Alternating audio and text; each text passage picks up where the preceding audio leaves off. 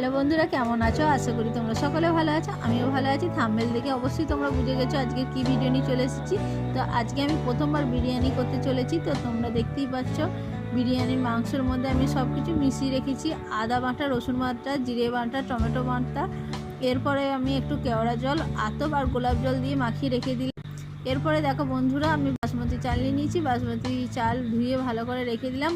হাঁড়ির মধ্যে একটু গরম জল করে ওর মধ্যে নুন, লবঙ্গ, তেজপাতা আর একটু সাদা তেল দিয়ে দিলাম, যাতে চাল ভাত হলে ভাতটা ঝরঝরে হয়। তার মধ্যে আমি দেখো চালগুলো ছেড়ে দিচ্ছি। এর মধ্যেই আমি বিরিয়ানির মশলাটা বাটতে শুরু করে দিয়েছি। তো দেখো বন্ধুরা, কথা বলতে বলতেই ভাত হয়ে এসেছে। ভাতটা সুন্দরও লাগছে, হয়েও গেছে ভাত।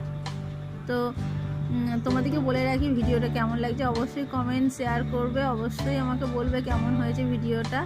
তো আমি এদিকে ডিম আর আলু সেদ্ধ করতে বসে দিয়েছি। তার মধ্যে নুন দিয়ে দিয়েছি, হলুদ দিয়েছি আর একটু টক দই দিয়ে দিয়েছি, যাতে টেস্ট ভালো আসে। তোমরা এরকম করতে পারবে, অবশ্যই একটু টক দই দেবে। এই টক দইয়ের জন্য আলুর টেস্টে একটু নতুনত্ব আসে।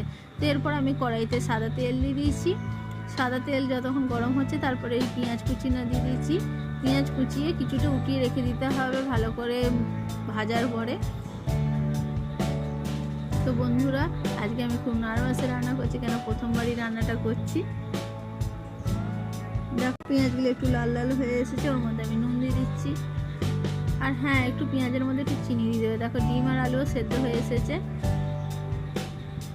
একটু টেস্টের জন্য চিনি দিলাম, কিন্তু কালারও আসবে, টেস্টও আসবে।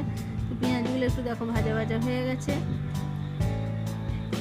এর মধ্যে আদা, রসুন আর পেঁয়াজ বাটা সব দিয়ে দিয়েছি।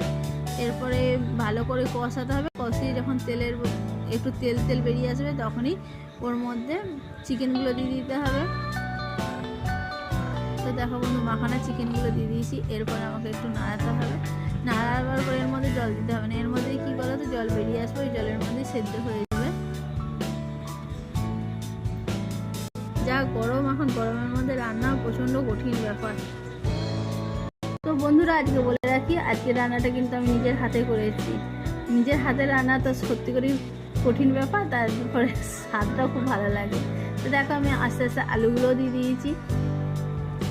আলুগুলো তো আগেই সেদ্ধ করে নিচ্ছি, তোমরা দেখতে পেয়েছো। তো মাংস রেডি হয়ে গেছে। মাংসের কালারটা খুব সুন্দর হয়েছে। এইটা কিন্তু তোমরা রুটি দিয়েও খেতে পারো বা পরোটা দিয়েও খেতে পারো। তো চলো, আমি জলের মধ্যে একটু ফুড কালার নিয়ে নিয়েছি।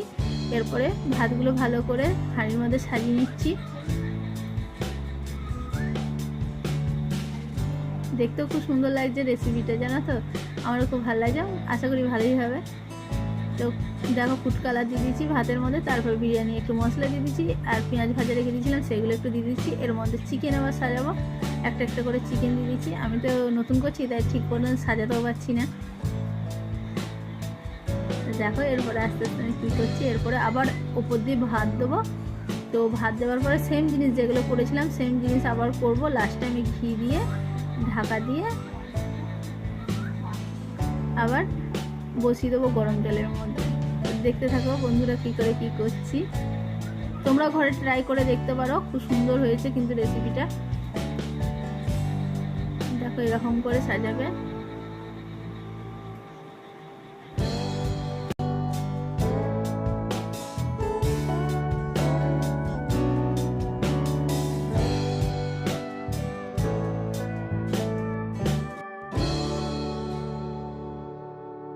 তো লাস্ট ফিনিশিং দেখো, আমরা কত সুন্দর ভাতটা সাজিয়ে নিয়েছি। তারপরে আবার ফুড কালারটা দিয়েছি, বিরিয়ানি মশলা দিয়েছি, একটু নুন দিয়ে দিয়েছি, আর চারদিকে ভাতটা ভালো করে নিয়েছি যাতে সব।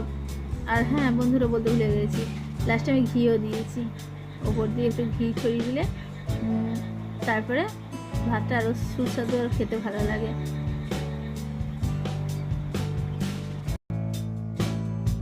তো বিরিয়ানিটাকে বন্ধুরা তোমরাও এরকম করে ঘরে ট্রাই করতে পারো, ভালোই হয়েছে দেখতে আর খেতেও ভালো লাগবে আশা করি। তো আমি লাস্টে তো বললাম ঘি দিয়ে দেওয়ার পরে আরও ভালো লাগবে।